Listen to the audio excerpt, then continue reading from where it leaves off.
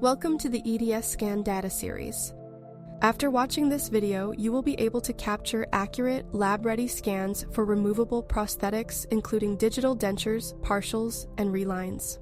We will walk through how to scan 360 degrees around existing prosthetics, capture anatomical variations, and hit key anatomical targets, all with scanner-specific tips for Allied Star, iTero, 3Shape, and Sirona. In this example, we will be using an Allied Star scanner. To capture a high-quality 360-degree scan of a relined prosthetic, start by gently drying the tooth surface to reduce reflections. Rotate the scanner around all surfaces. Maintain smooth, consistent motion. Avoid overscanning any one area, as this can cause distortion in scan results.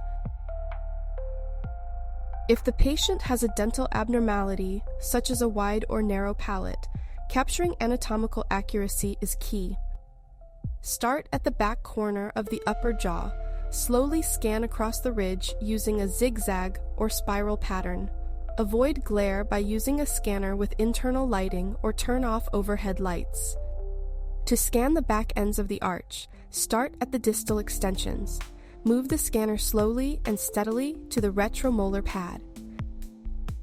Before submitting your scan, confirm you have all of the following.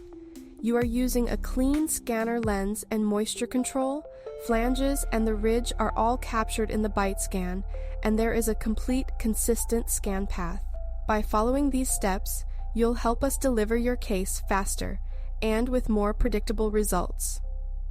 If you have any questions, please contact us using the email address or phone number on screen. Thank you for watching and happy scanning.